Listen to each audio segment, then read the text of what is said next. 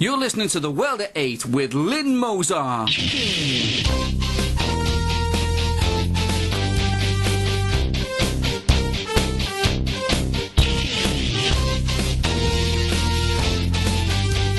World at 8, the number one in nationalist news. Highlights of the news today, Monday the 7th of May. Illegal immigrant fiddles £30,000 and gets to stay. Lib Dem Council leader assaults Labour colleague. MI6 spy sent to escapology conference shortly before his death. Spain abolishes free health care for immigrants. Hollande defeats Sarkozy. Drone kills 2 Al-Qaeda terrorists in Yemen. Thought for the day, the elections and the party. UK news. An illegal immigrant won't be deported after fiddling the British out of £30,000 in benefits because of human rights laws. The single mother from Zambia, Joy Chitimba, who cheated the system and is in Britain illegally, is living in an upmarket flat in Chelsea. The ridiculous anti-British court ruling says she can stay in Britain and keep her flat and all her benefits. Kensington and Chelsea Council has 8,000 people on its housing waiting list. Chitimba came to Britain as a student, got pregnant and now lives a life of luxury on benefits in one of Britain's most expensive areas. I wonder if she has to pay her student loan back like we Brits have to. During the election count in St Helens local elections, a scuffle between the Lib Dem Council leader Brian Spencer and Labour's Mark Johnson broke out. One person commented that Mr Spencer threw a punch towards Mr Johnson, who fell over a table and landed on his mum's knee. Merseyside police have been informed of an assault but did not arrest anybody. 4 people were arrested at 3 separate incidents in Peterborough on election day when Labour took 5 seats from the Tories. The arrests were in connection with alleged electoral malpractice. Amongst them were a 17-year-old boy and a 55-year-old man from the Gladstone Community Centre, the 55-year-old being charged with aiding underage voting. 2 other arrests were made, an 18-year-old and a 31-year-old man.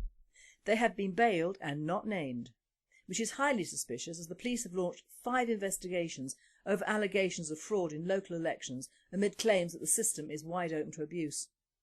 One of the headings quoted is "Investigations over electoral fraud in heavily Muslim colonised areas of UK." Police inquiries are also underway in Kirklees in West Yorkshire and London. Gareth Williams, a so-called spy who worked for MI6, was sent to a DEFCON conference shortly before his death in a sports bag. This conference, which costs around £1,000 to attend, is attended by hackers, fraudsters and tricksters. The death of Williams, which had an entire team experimenting in how to lock yourself in a bag in a bath and then die committee, is open to a wide range of so-called causes, ranging from sex gone wrong to death of a spy scenario. Hopefully we will never know. Euronews. Spain has abolished free health care for illegal immigrants entering its country. The country, which has been decimated by the Eurozone, has finally stood up to the hateful human rights bill and has shouted "No more help for illegals." The brave Spanish have had enough of its own people not getting quick treatment because of illegals jamming up their health service without paying a penny. The British government should follow the Spanish lead here and do exactly the same thing, before there is seemingly an apartheid war against Brits receiving any treatment at all in favour of newcomers and illegals. Our elderly are discriminated against, whilst any immigrant who has paid nothing into the NHS receive treatment. Viva la España! François Hollande, the socialist candidate, defeated Nicolas Sarkozy yesterday in the second run of the French presidential elections. Well, let's face it, when the French do not have the Germans around, they usually resort to storming the Bastille and cutting off the heads of anyone who can think. Hollande will have his work cut out, although on one reporter's statement that immigration does not worry people over here, he will not have to work on that one. However, there is a very good reason why immigration per se is not talked about over the channel so much, or reported, one might say. 1, most of them come over here. 2, any of them who stay in France actually speak French. And 3rd, they are all kettled outside Paris, the capital city. And also a much more salient point. The UK is a much smaller island than France is a country. There are fears, however, with a socialist president about, the Eurozone and the financial impact such a leader might entail. Stocks and shares on the international market are already down. World news. Reports have claimed a suspected US drone strike has killed 2 Al-Qaeda terrorists as they drove along in their car. The 2 terrorists were killed in Yemen, a major stronghold for Islamic fundamentalists on the Western world. Fawd al-Kaiser and his buddy Fahad Salam al-Qadam were both killed in the Shaba district of the country. Both were on the most wanted list. Good. Thought for the day. Elections and the party. Well, it has been and gone, and it would appear to our enemies and those amongst us with little faith that we were given a good thrashing. Not so. Without sounding like one of those laughing policeman dolls with the eternal grinning face, one has to look at the facts. Only 1/3 of the voting population came out to actually vote, probably due to bad weather, which always seems to get the Brits, doesn't it? 70% of the man in the street simply did not bother. There may be several reasons for this. One being that there is very little between the so-called main parties, none of which actually do what they profess to do.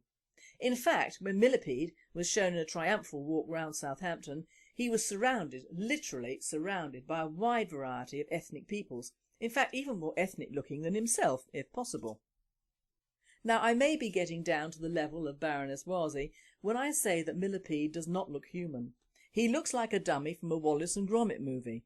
The first one, in fact, with the villain, who looks just like Millipede. He has everything on his face that Cameroon doesn't, and in more quantity, but I digress. Wolsey, how did she become a baroness?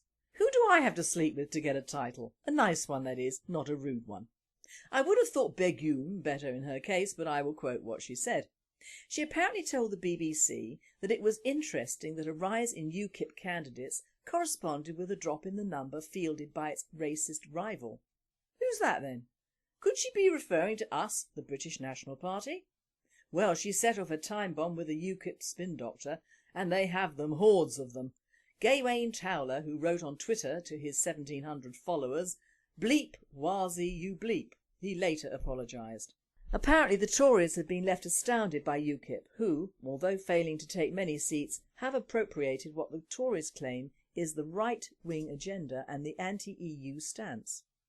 Well, let us hope that in future elections UKIP receive the total lack of positive media and a huge wave of media hatred that we have to fight against.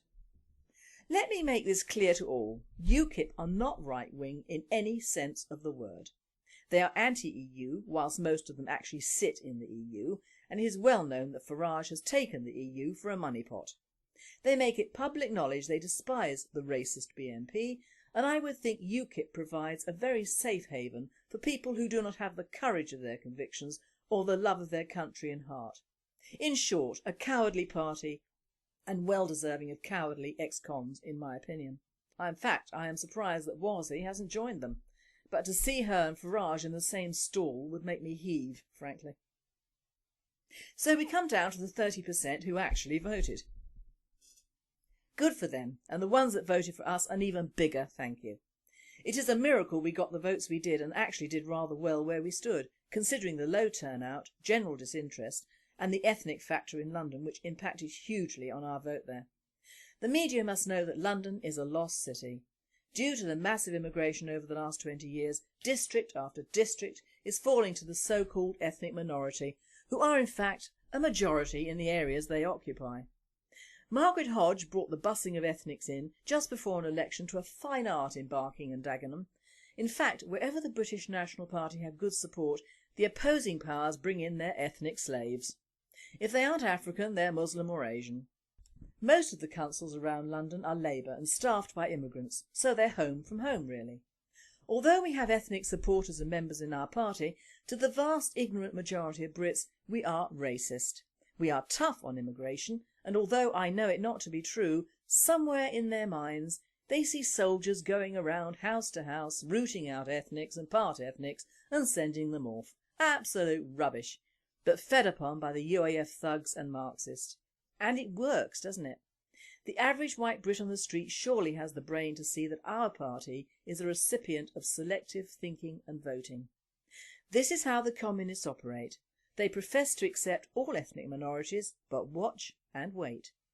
Once these people have served their purpose, they will be in a worse scenario than the British National Party could ever envisage for them. They think they have escaped like turkeys voting for Christmas and New Year has come for them. Think again. The worst atrocities in history have occurred under communist or socialist rule, whether it be by a Euro-socialist union or an individual government, and usually in the name of the people. We did well, but we will do better in the future. This was a protest vote by those who bothered against the Lib Dem coalition. History always shows that coalition governments are never popular, and the British people voted against them, and the only party they think was the Labour Party. This is sad, as we have as a country suffered many years of Labour rule, and they have left us richer as a party and left the country poorer and more heavily groaning under anti-British laws than ever. Do we Brits have memories that poor, or are we hiding from what is painful to us? I believe the people who voted for Labour were voting from fear for their jobs and fear for their homes. The considerations of their country and their future did not feature. It was a primal vote, brought on by clever propaganda and a socialist media. They will come round again, as countries in Europe are doing. Give a socialist a free-thinking society and they will give you back nothing. No freedom of speech, no freedom at all in fact. But perhaps the man in the street has to learn that lesson again in order to become a true nationalist. So our thanks to those who voted for us, who worked so hard these last few months, and our time will come. As Nick Griffin said, we are not going away. Remember, a man who is not true to his country is not true to himself. And finally, the nationalist right has won a big victory in Greece. Golden Dawn, the party with the right views on immigration, won seats in the Greek parliament during this week's elections. The party wants to mine the border with the Islamic neighbouring country of Turkey and also expel immigrants who are taking jobs from the Greek people. They have a wide appeal to a country that has been hammered by the Eurozone. Leader Nicholas Michalaikis, a great man in people's eyes, commented that nobody should fear me if they are a good Greek citizen. Anyone who is a traitor, I do not care. Don't you just love guys like this? You have been listening to The World at 8. I am Lynn Mozart and I wish you all a very good night and I hope you had a restful bank holiday weekend.